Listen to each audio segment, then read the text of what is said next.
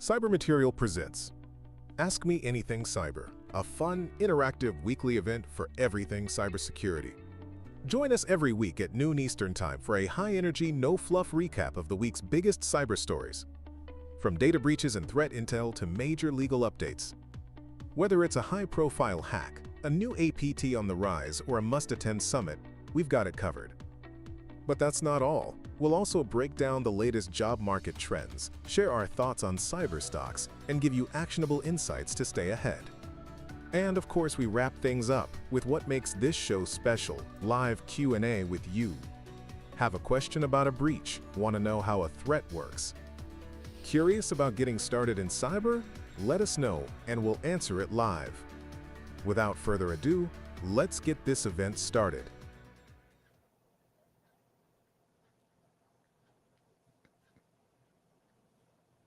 Hello and welcome back once again to another episode of Ask Me Anything Cyber. I'm your host Prapti and I'm thrilled to have you here with us today. Joining me is my co-host, the CTO of 911 Cyber, Sophia. Hi Sophie, how are we today? I'm good. Hi, everyone. How's it going? Well, I hope you're having a good day ahead, and we are definitely going to have a great discussion because today we are honored to welcome our special guest, Eugene Kushner, a cybersecurity leader with experience across the Department of Defense, Advanced Threat Hunting, AI Security, and Identity Management. Hi, Eugene. Hi, everybody. How's it going? Glad to be here. Great. Today we'll talk about APT, zero trust, vendor security, and a lot more, the realities behind the current security trends.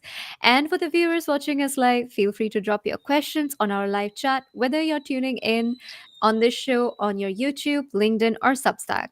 The live chat is there, and our cybersecurity experts are here, and we'll get your questions answered today. Thank you so much for joining, those of you who have joined our live, and leave your questions. So, now to begin, Eugene, can you share what initially drew you to cybersecurity and how your experience in the Department of Defense shaped your approach to security strategy today? Great question. So I started with IT, kind of went into supported as a chief architect some of the mission systems in DoD. Mhm. But cybersecurity was kind of like I kind of know it, right? But I had an opportunity to dive deep in it within DoD spaces in a different role for cyber operations.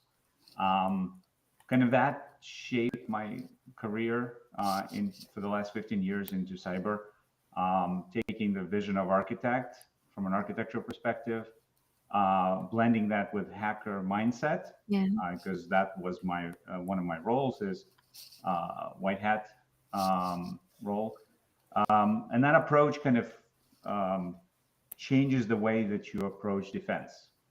So that's kind of where I landed in terms of cybersecurity, and never looked back. That's great. And how did you transition from defense work to founding a private cybersecurity firm like Spiral Networks and Spy Alert influence your perspective on, modern security threats today? Yeah, so that's a kind of interesting story. I got tired of going to Maryland often, so getting older. Mm. I didn't found the Spiral Networks, but I've worked closely with CEO, and actually that relationship shaped my view on business risk as well as human factor of cybersecurity. Mm. So as a woman-owned cybersecurity company, kind of my job is to kind of tailor the cybersecurity capabilities to bring DoD level expertise into both the regional government and corporate spaces. I did found the Spy Alert, which is kind of came from a napkin. So it grew up on a napkin. Back in DoD spaces, I remember our activity all centered primarily around credentials and how we abuse the access of others to gain both initial and lateral trajectory. And this is decades ago, right? So this is not new. Recently, as I was advising customers, I came to a realization of, okay, why is that, right? Why are we credentials being used so often? And because the answer is because it's legitimate. It looks absolutely legitimate. So no credible cybersecurity expert can actually catch us back then, and it's still true, right? So if you look like Joe from IT, then you're going to be thought as Joe from IT. So that led to realization that foundation of our digital identity is what's broken, where we are asserting that you are you through either a device or some cryptography. Okay. And so Spy Alert is created on a concept of you are your identity, right? You're the only one who can actually prove that you are you, right? So doing that seamlessly, and so we're transitioning the whole identity concept. Thank you so much. That was wonderful to know about That's Spy a great Alert. journey. Yeah. And Sophie, in your Mhm. experience, what are the most common mistakes organizations make when defending against advanced persistent threats? Yeah, well, this is a great question because today's topics we're going to be digging into zero trust and why not to talk about the Anthropic APT attack that happened last week that like it was all over the Yeah. news. So I'm happy that you get to ask this question because in my experience when we talk about like biggest mistakes organizations they make against APTs, they come down to underestimating like the persistence and the sophistication. So most of them, they focus on like perimeter defenses like firewalls, antivirus, or even intrusion detection. But APTs are very patient. So it should be like advanced patient threats because they're Yeah. like very, very patient and they move faster than we expect. And what we have seen last week, it was like this big example about the recent Anthropic Claude AI case that happened, where attackers they use the AI to automate almost like 80 to 90% of the campaign. So this means like not only like they are patient, they are using now advanced tools to actually automate persistent attacks with AI right now. So with like minimal human impact. So this is a lot of things to dig on today. Yeah. So I'm happy that we get Eugene that can give his perspective on these new attacks and how zero trust can help a little bit mitigate this. Thank you so much. And Eugene, Sophie just pointed out that we're going to have a wonderful time discussing this with you. So, how has the APT landscape evolved over the past few years, and what do you see as the next major threat vectors? So it's a very fairly loaded question. Kind of on the backdrop of the digital social engineering attacks that are happening. So the evolution is, I have a controversial view on this. I think we caused our own problems by, again, as I mentioned, right, identity problem has, or rather, the fundamental issue with identity has been around for decades, if not more. So we kind of neglected it. We do some additional stuff, but not really looking at the bigger picture. So AI is no different, right? It's just a technology. Yeah. It has its own perspectives, like aggregation of data, automation of access to that data. And what it does, it creates an additional level of attack, not because it's a new technology, but because it has a social aspect, right? So you can social engineer the AI to actually expose. So prompt injection is one of those, which is the example of what we're seeing with the new attacks. And those are really difficult, right? Because they're social engineering. You can't expect that it's going to be the same all the time. So there's our mindset has to change. We need to look at things in a holistic manner, in an architectural sense.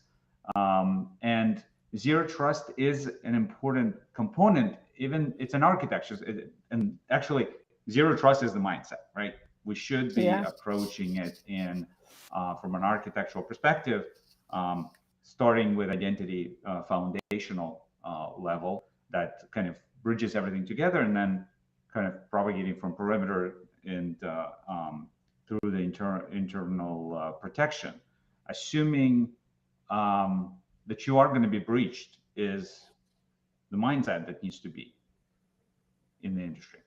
Yeah. I hope I answered the question. Yeah. Actually, it was something that, we are looking every day, changing the landscape and new threats coming in every day. And it definitely is required to have the proper mindset. In fact, our CEO wrote about this, I think yesterday, right? About cognitive hacking and how social engineering can get to you. And if you want to read about it, go ahead and subscribe to his cyber hygiene newsletter. It is there every Wednesday, and we publish something new every time. So you'll know something new every time and keep yourself up to date. And before we continue, I want to highlight something exciting happening in the community. EcoParty is going global with the Miami edition. The call for papers is officially open, and they are inviting researchers and speakers to submit their talks. Special consideration will be given to the original work, and content has been presented at any other event. So you have time till March 2026, and your project and research that you believe, if you have any, this is your moment. You can scan the QR code on the screen to learn more and start your submission. Now, let's talk about AI security and real time detection. Eugene, you have worked with secured AI agents. How can AI improve posture management and detection in real time without increasing the attack surface? That you had to twist that last one, right? So everybody, there's a lot of professionals in the field saying that we have to increase the speed with which we're detecting and responding and everything like that. True, everything absolutely is true. However, I do caution that history kind of shouldn't repeat itself. So we should really think of a larger, we should look at it in a holistic way, and I've repeated it a couple of times, but the we shouldn't be chasing, because if we continue chasing and trying to innovate faster than the adversary, we're going to fail. And the fundamental reason is because their return on investment is much better than our cybersecurity, because in our engagements, we are cybersecurity is a protection of the existing business, not a development of new spaces, right? It is an enabler, but it's not the same, right? When your ROIs are different. So the approach from AI in terms of the protection is necessary in governance of the AI, putting guardrails. There's a lot of technology right now coming out, or vendors that are coming out with that capabilities. I'm not going to mention any, but there are quite a few that I recently did some research on. That's great. But again, zero trust is where really we need to start putting our minds to. And it's not a tool that you implement. It's a architectural decisions that you make that surround both, obviously, list privilege, definitely never trust, always verify at all times. So every action needs to be verified, that they are attributable to the individual that's authorized, and assume breach. If you can design for assume breach, then no breach is going to be a deterrent to your organization. Thank you so much for your answer, Eugene. And Sophie, we get a lot of Reddit queries on noise, and I'd like to know your opinion on it. So, do you see AI-driven alerts improving the speed and quality of response, or do they sometimes overwhelm the analyst with the noise? I mean, when we talk about AI, is how you implement that AI and how you like configure these alerts. So if you do it right, it will be like a great asset. But if you do it wrong, you will get like what is called alert fatigue, that you get so many things happening that at the end you end up ignoring it. So it pretty much like goes to how you will design the AI driven alert to benefit your organization, to benefit your team, as opposed to like just configuring and getting like a out of the box solution that does it for you, but it does not do a research exactly in what do you need this alert to be about. So it's very important to actually consider this as a tool that will help your organization. However, you will need to configure it appropriately to receive all the alerts that you want to get, to avoid alert fatigue. Thank you so much, Sophie. And I hope that this helps everybody out there. And Eugene, you told us about your journey about Spy Alert. And Spy Alert, focuses on the frictionless zero trust access management. How does this approach differ from the traditional identity management solutions? So, okay, so really what it is, just in simple terms, we're bringing the lessons learned over generations of physical security into a digital world, right? When you walk into the building, we're pretty much used to this, right? You walk into the office, you scan your badge, you get access. There is a security guard that checks you as well. Are you wearing the badge in front of you so it matches your face? So any person at every step that you make is basically a verification step. Even though it's seamless, you don't see it. You access a specific office. There's a registration, your CCTV cameras. Everywhere, every step you take, there is a silent verification going on.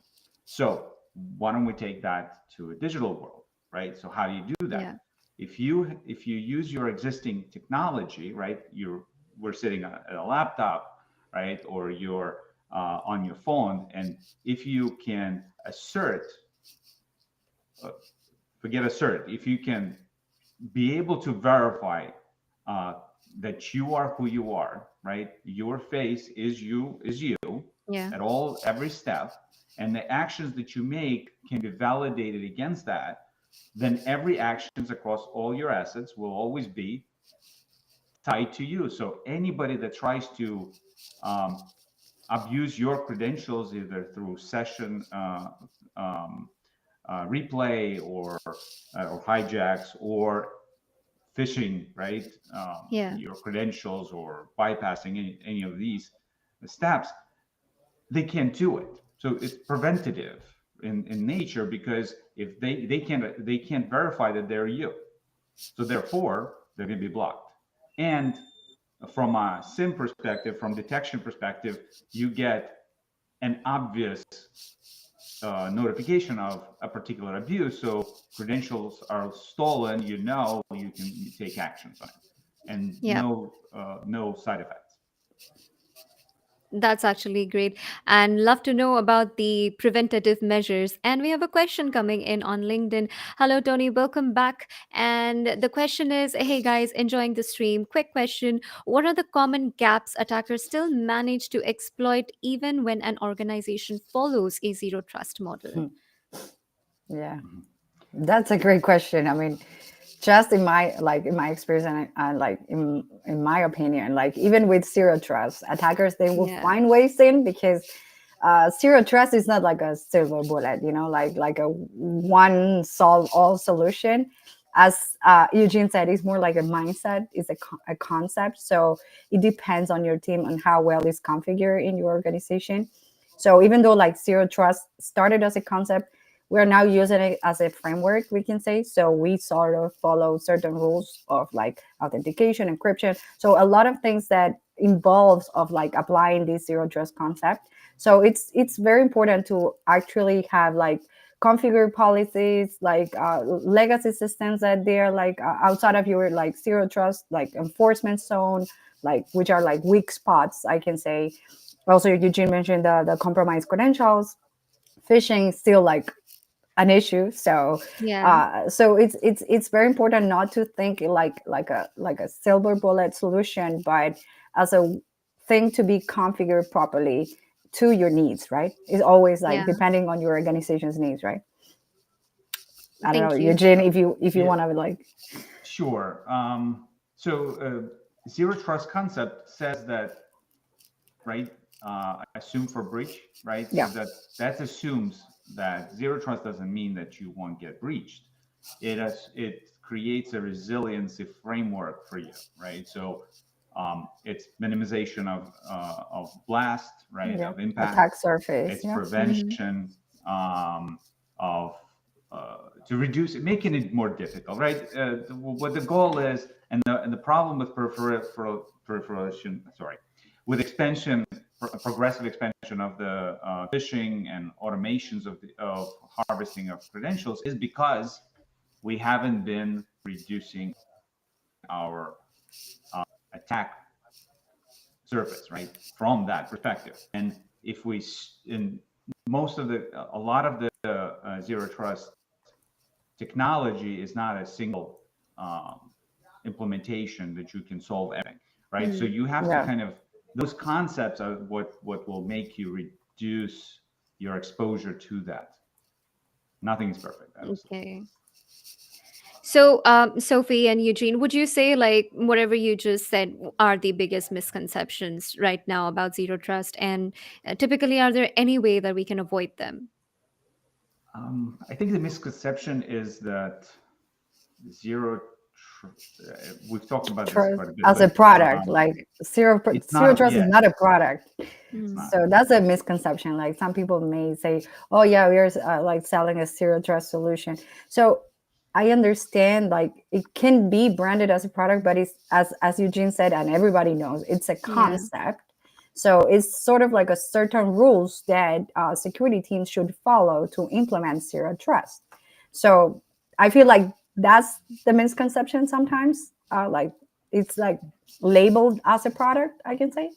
Yeah, that's a big, I think, disservice to the customers from a lot of the vendors. There's the biggest, again, I'm kind of focused on identity, but the biggest misconception is the fact that we think a lot of implementations focus on initial access. Yeah. Mhm. And you forget after that, like you're like assuming that the person is right, is okay, Like even for internal 90 movements. minutes, Yeah. even if you put a 90 minutes kind of boundary, Yeah. that's still not gonna be that gives you a 90-minute window. If Yeah. you're focused attacker, you're gonna abuse that. So zero trust is continuous, always verify every single step, Yeah. every single asset. Thank you so much. And Eugene, another question to you. How do you envision the future of identity and access management evolving in the next 5 to 10 years? Spoiler. Let's see your predictions. Spoiler.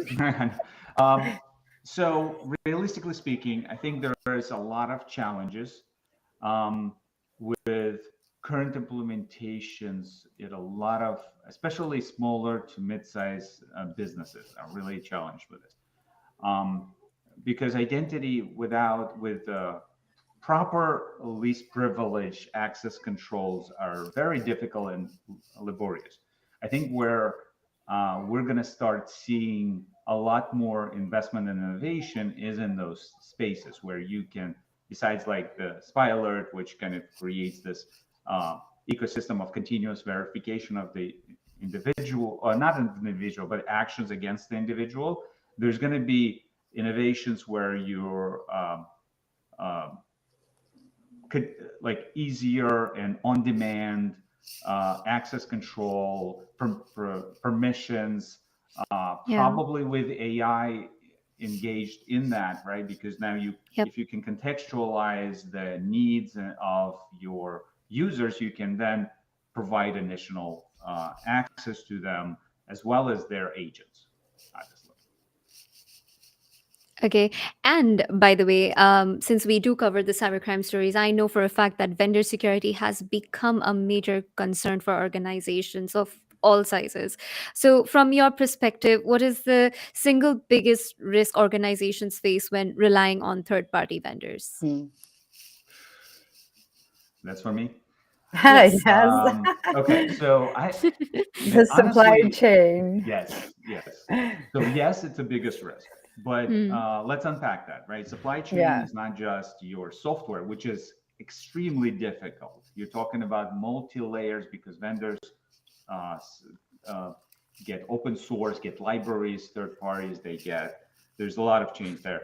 There's physical devices, a supply chain that are composite of multiple vendors and suppliers. Yeah. But that's not the only things, right? That's what most of the folks look at. But what about your subcontractors, your MSPs, your all of your, even forget about technology outsourcing, I'll give you an I actually posted this just recently. We had a customer, and I'll keep it short, but we had a really small customer that got compromised through what looked like a legitimate invoice from legitimate subcontractor, and which is being managed through another third party. So you got a third party that sent an email to them. They clicked on it and got him. And the biggest issue with that, it happens, right? But the biggest issue is the negligence of the when the vendor got notified or subcontractor got notified, they didn't do anything, and they did not notify the customers. Differently said that they're not gonna reach out to their customers or reach out to their vendor that's providing the service. That is what propagates and reinforces the reason why we have such a big issue with compromises, right? Because you have the return on investment is so easy to obtain. And Sophie, to you, what key factors or metrics do you evaluate when assessing a vendor's cybersecurity posture before integration?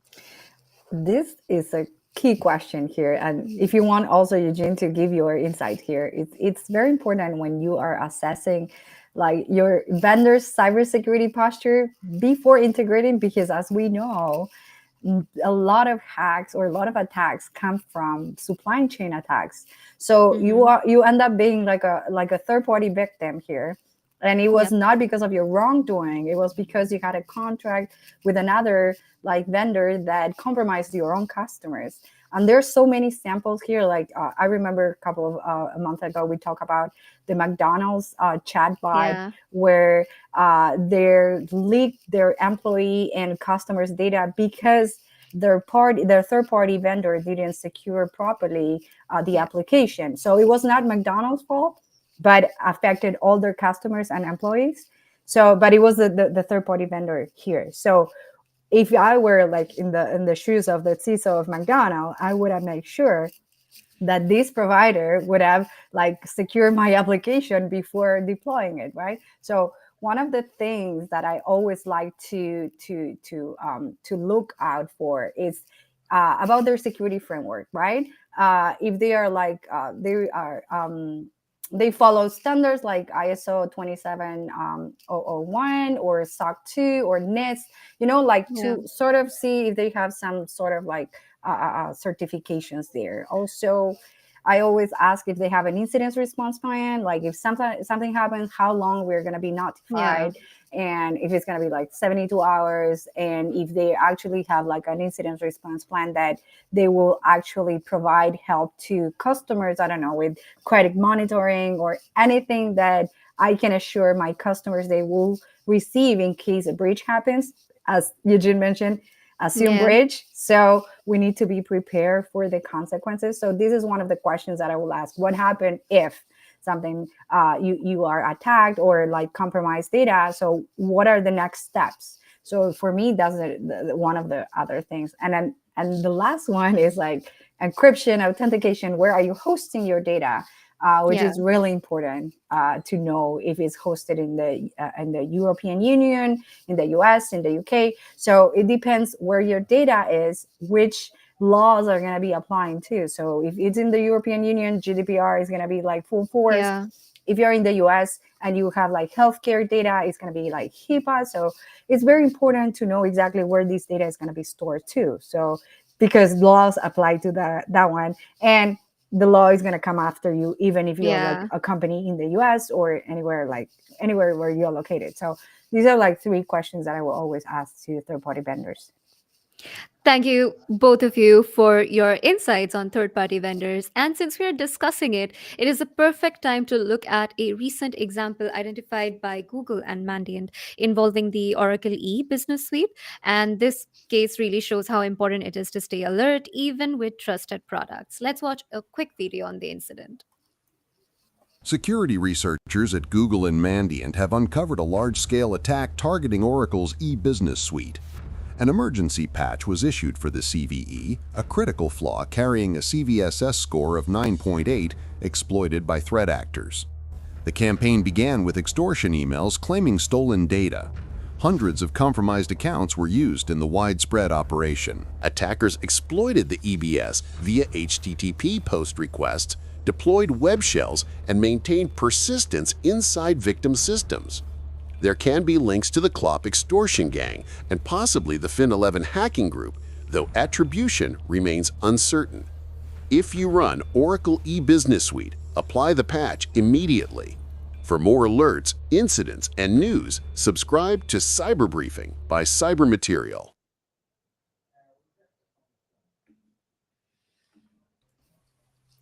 Thank you so much for watching that short video, and let us now get to know what the experts think about this. So, Eugene, if your organization had this vendor product in its environment, what immediate actions would you take once the patch is released, and what steps would you take while waiting for the patch? Okay, so it's a tough one. It really depends. It's contextualized based on the business, right? You need to really Yeah. understand what are your exposure vectors, right? Before that, right? So you need to understand. You need to inventory your exposures to third parties, right? You need to understand what the business requirements are for each, and sensitivity is to each of the vendors. Mhm. So if you identify a vulnerability, you can understand what are the options you have. Because if it's an operationally required technology, how do you Yeah. block it, right? You can't just stop operations for it. So you have to create those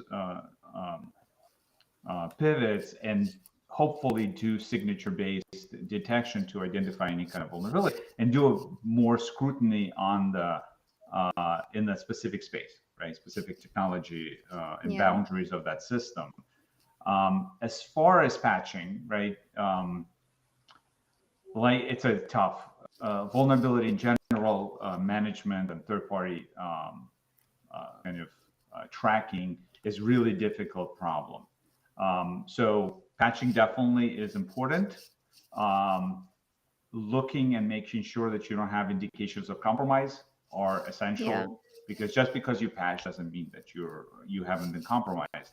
So Yeah. kind of layering those steps is where I would go.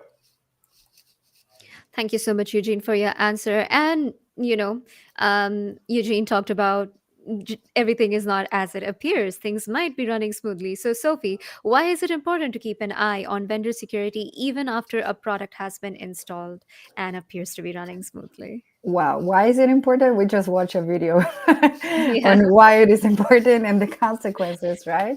So, Yeah. for those who don't know a little bit about what actually happened, like companies like or organizations like the Washington Post was one of the like main victims of this like CVE, and also it was Harvard University. So these are like companies that they were using this vendor to provide like a service, and they were compromised because of a vulnerability. So why it's important to keep monitoring? Because like as we all know, it's like cybersecurity is not a static. It's not a static a business. So threats evolve, and every day something new is discovered. So it's very important to keep an eye on patches or any updates from your vendors. And from the vendor perspective, it's very important to also keep your customers informed of anything that they need to patch urgently. So it's very important to also follow up and say, yeah, hey, have you patched it? Yes, confirm that you patch it. So we don't want any consequences that you haven't read our newsletter or our email warning you about. Yeah. So like from both sides, it should be like a cooperative a task on to patch and to also inform customers of new vulnerabilities or threat assessments that these companies have done, so they can implement like changes. Yeah. Thank you so much, Sophie. And Eugene, looking ahead, what changing vendor risks, trends, we're talking about trends here, should organizations prepare for, including supply chain, shared services, and multi-tenant vendor platforms? What are we changing? I think the biggest change that successful organizations would have is a partnership, right? So make sure that the vendors that you're working with are your partners, not just selling you something, right? Because the landscape is so of third-party exposure is such a wide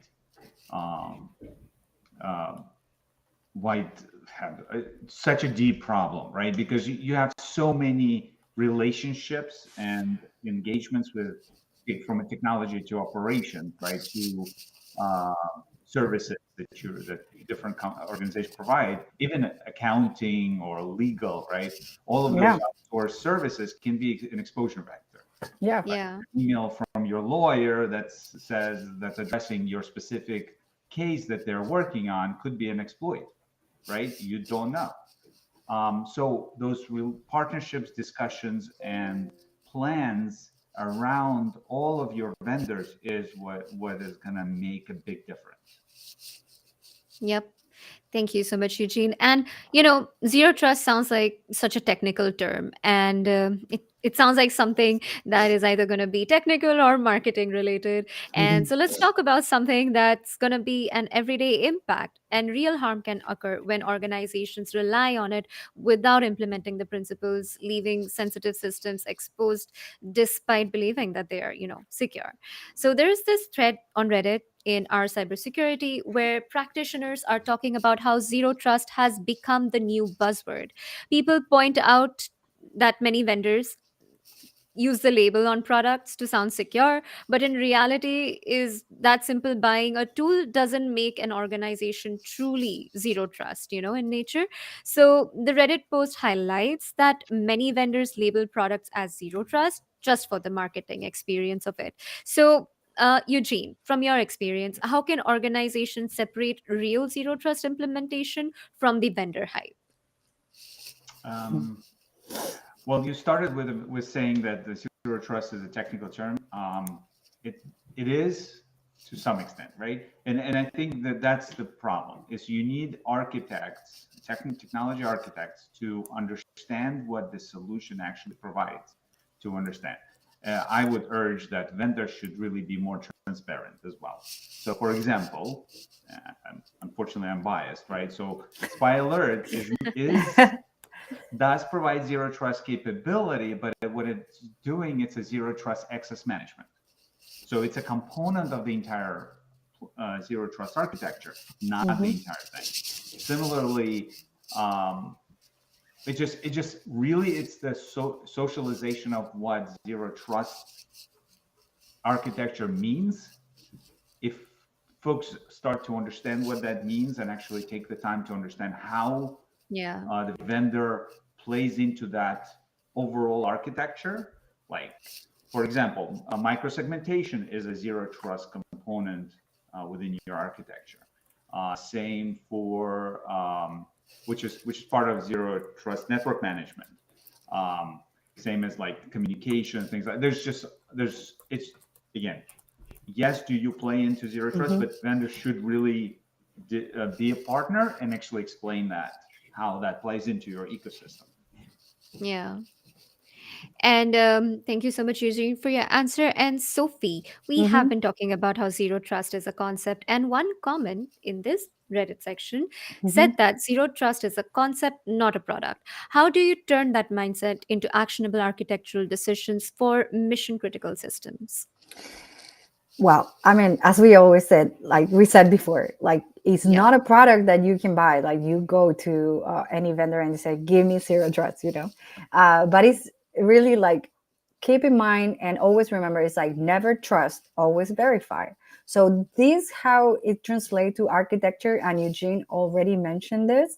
It's designing every interaction from user, device, application, or anything that you have in your organization that it could be compromised. So assume breach. And this means that to always verify the identity, access, behavior, etc. So I wanted to sort of talk about, like, for those who are not in cyber much, but they work in technology. So when we talk about like zero trust, we can compare it with, like, for example, when you talk about like hygiene, right? So hygiene is a concept, is the practice of keeping your environment clean or safe. So it's not like a single product you can buy. You go to the store and you say, "Give me hygiene," right? So you buy, I don't know, soap or hand sanitizer or cleaning supplies. So zero trust works the same. So it has to be part of a package where you implement the concept of like zero trust. And I understand why people are talking about like a buzzword, because this is like a recent concept that like cybersecurity community came up with. And I understand it's very important that everybody implements this idea after all the experience we have had with the threat actors, insider threats, and everything. So assume like you're gonna be bridge, and never trust, and always verify has to be on top of everybody's cybersecurity mind. And don't use it as like negative word, I can say, because it's not a negative thing. Actually, on the contrary, it's like super positive thing that we are actually considering this concept and to implement it in our daily solutions. Definitely. And there's going to be so many benefits of this, right? If this is implemented properly through and through. But Eugene, what are the most common mistakes organizations make when trying to implement zero trust, especially when they rely too heavily on vendor tools?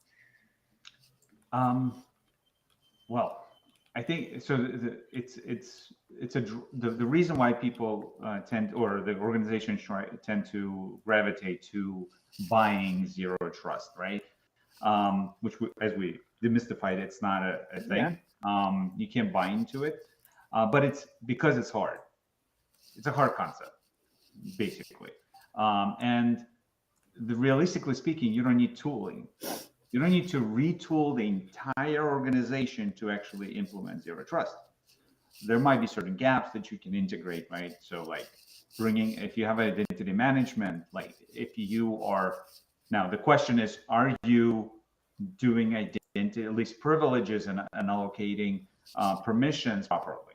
That if you don't have that, if you're not doing that already, then you're behind the ball as it is, and zero trust doesn't buy you anything, right? Because you already have exposures. Now, if you have a hygiene, as Sophia said, that is well developed into your existing identity management system, then implementing something like a Spy Alert, which will just plug and play into your existing environment and would just enable your identity management system or PAM, right, or your privilege access management into a zero trust access management by default, right?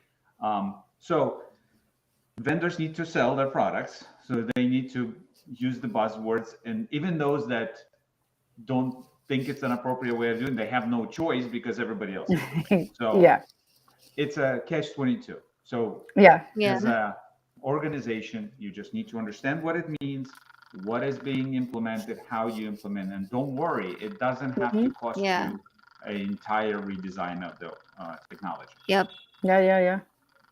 Thank you so much for your answer, Eugene. We have a question coming in on LinkedIn. And thank you so much, viewers, for leaving your questions. You are encouraged to leave more questions behind. And thank you so much for joining us. So the question is, should Congress or state legislature mandate a zero trust security model, or should adoption remain optional guidance? What is the single biggest policy change needed to make zero trust the standard for public sector agencies? I don't know. I mean, no, you can answer this, Eugene, but I know the government is not gonna like put their fingers on this, because it's up to your organization to do what is right?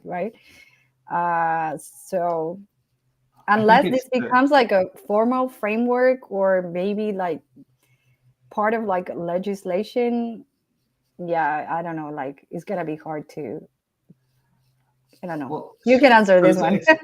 So think of it this way, right? If your cost, so right now some of the issues with why organizations are not really adopting some of the harder concepts, I think it's twofold, right? One is they're accepting the risk of compromise because the compromise is less costly than implementation in their mindset. So, and the second is because I don't think that there's enough technical expertise in the industry to be able to architect their existing platforms into a zero trust kind of solution, right? So if from a legislative perspective, the only thing you can do is make it much more expensive, like actually your union is doing, to encourage expenditures into cybersecurity aspects and making sure that you have the appropriate guardrails. And it really is our community needs to grow up and really start learning, instead of saying that, oh, we need this regulation or this framework.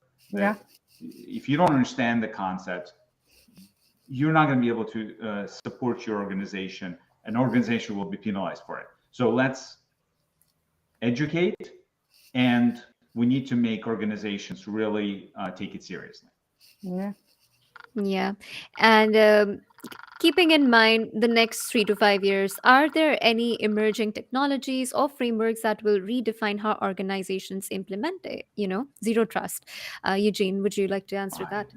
Sure. I think there's the technologies. I think innovation is just exploding.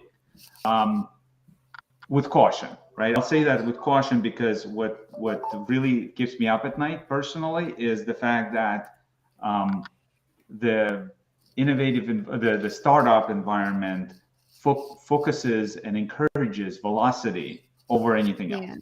which is important, right? But Yeah. if you if you don't implement functional, so focus is functional requirements and implementation and velocity, right? But there are non-functional requirements like cybersecurity, and if they are not considered, your velocity becomes unsustainable. And it's not just the startup that's going to be impacted, but every client that they have. And that's where I think your issue with the entire third-party exposure. Yeah. Thank you so much, Eugene. And to close this segment, if you could give the audience one actionable piece of advice to immediately improve their organization's security posture, what would that be? I think I would say that look at your existing technology and understand how you can create a sustainable journey to zero trust, right? What are the steps? Yeah. Like, understand what it is, and then see how you can grow into it without buying into and redoing the entire your security stack, technology stack, because it's not just, it's operationally impacting if you do, right? To transition to a new stack. It's just, there's better ways of doing it. Thank you so much, Eugene, for joining us today and taking your time. We really appreciate it. And to the people watching, how would they follow your work or get in touch with you? Where can they find you? Tell us about it. Oh, sure. I'm on LinkedIn, so please connect. My email is eugene.kushner@snisecure.org. Feel free to reach out in either way. Thank you so much, Eugene, for joining us. And before we move into the next segment, let's watch a quick video on the cyber briefing. Bye. Thank you, Eugene. Bye. Stay ahead of the cyber curve with real-time alerts, incident reports, and the latest cybersecurity news, all in one streamlined, easy-to-read newsletter. Join more than 20,000 subscribers. Stay ahead of the cyber curve with real-time alerts, incident reports, and the latest cybersecurity news, all in one streamlined, easy-to-read newsletter. Join more than 20,000 subscribers who rely on Cyber Briefing, available on LinkedIn, Medium, and now on Substack. Don't wait to protect your digital world. Subscribe today and stay informed with Cyber Briefing by Cyber Material.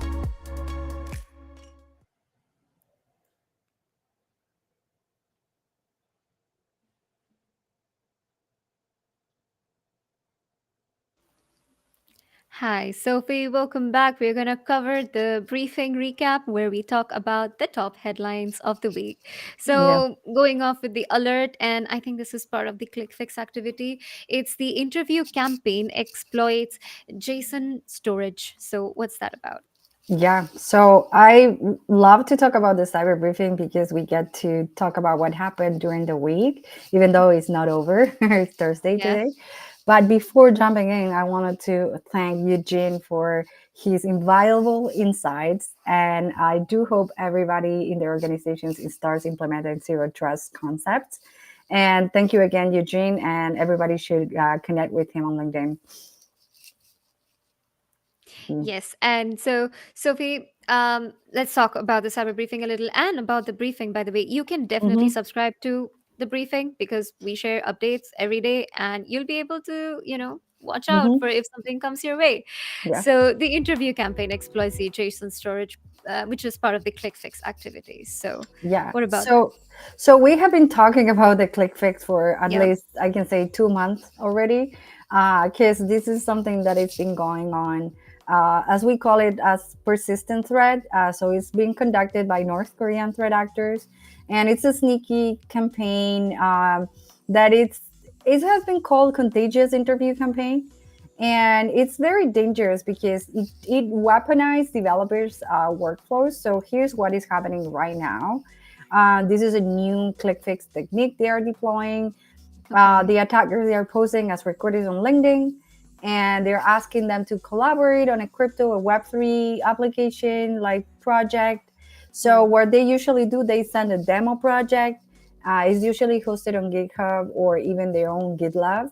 And inside that project, there's a configuration file that when it's decoded, it's a URL pointing to a well-known JSON storage service. So what it Okay. happens, this JSON storage host, it's heavily obfuscated by JavaScript. And when the developer runs the demo code, which is they think is part of the interview, the JS is fetched, is deobfuscated, and ends up pulling like a real malware. Specifically, this malware has been identified as a beaver tail, which is an info stealer, and then this backdoor called like invisible ferret. So this is what is happening right now, and why it's a big deal, because they're abusing trust, I can say, and they're also abusing trusted infrastructure.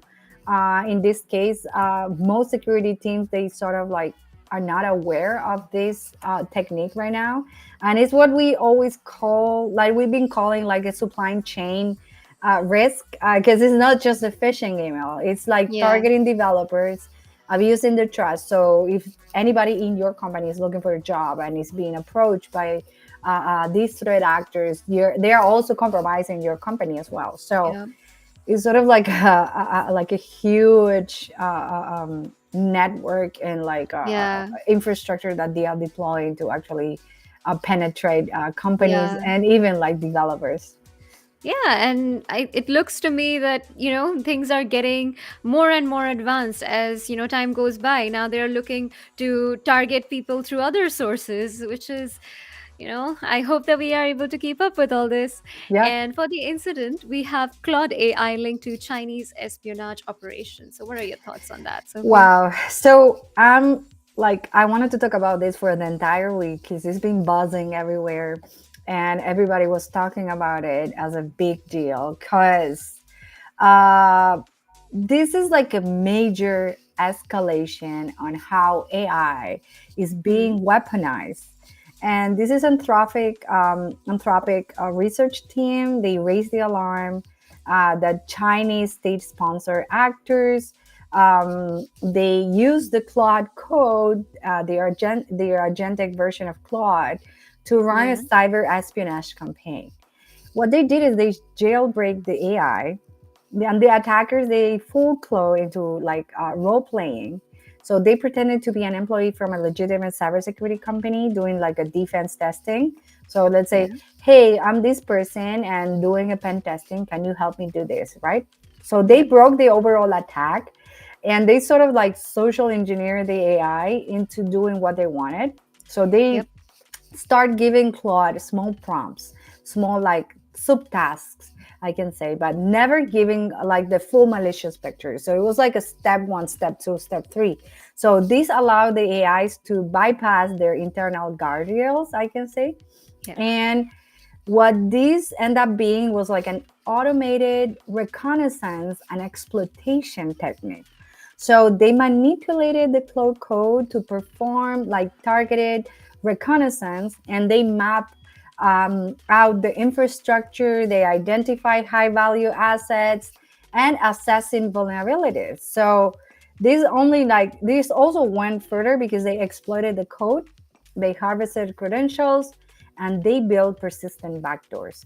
But what was the most scaring part of this, it was like minimum human input. So it was almost like 80 to 90% automated by AI.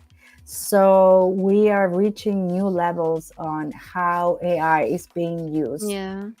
from like threat actors and APTs out there. Yeah. So how they are weaponizing our own tools against us. Yeah.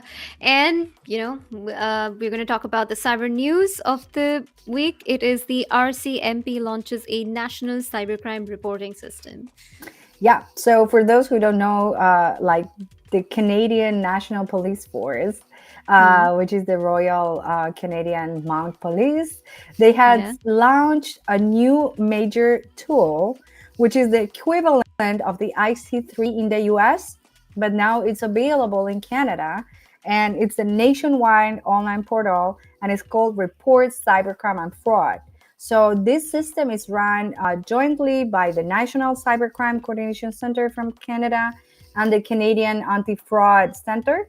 And it's designed not only for individuals, also businesses will be able to report fraud and cybercrime incidents. So this is great news for North Yeah. America, because we're gonna have more tools to combat cybercrime. Yeah, and thank you. We again ended it on a very great note. And we have actually, thank you so much, guys, for joining our stream. And thank you so much for your positive feedback. We are going to keep doing streams like this every Thursday. So do join us. Sophie, thank you so much for joining me today. Yeah, and don't And- forget next event we're having like we're having a great guest. Yeah, we do. And we're going to be talking about cyber stalking and tracking, which is a huge concern because whenever I go and look for, Reddit queries, it is one of the top queries. So Yeah. I hope that Scott and you are able to shed some light on that situation and how Yes. to combat it. A little So- reminder about the Echo Party. Yes. The Miami edition. You have time till March 2026. So if you have a project or research that you believe in, it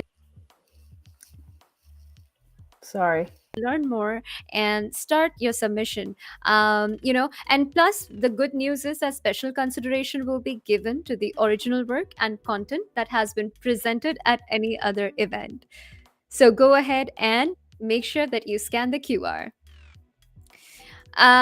Another reminder about the Echo Party, in case you haven't heard it, scan the QR. You have time till March 2026. And if you have any project or research that you believe in, this is your moment to shine. Thank you so much for joining us and so much for your positive feedback. And thank you so much to Eugene and to Sophie for a powerful discussion. We hope to see you again on our next event coming Thursday. Thank you. Thank you for watching.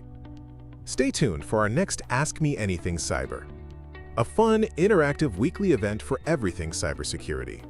Join us every week at noon Eastern Time for another high-energy recap of the week's biggest cyber stories, from data breaches and threat intel to major legal updates. Whether it's a high-profile hack, a new APT on the rise, or a must-attend summit, we've got it covered. But that's not all. We'll also break down the latest job market trends, share our thoughts on cyber stocks, and give you actionable insights to stay ahead. And of course, we wrap things up with what makes this show special, live Q&A with you.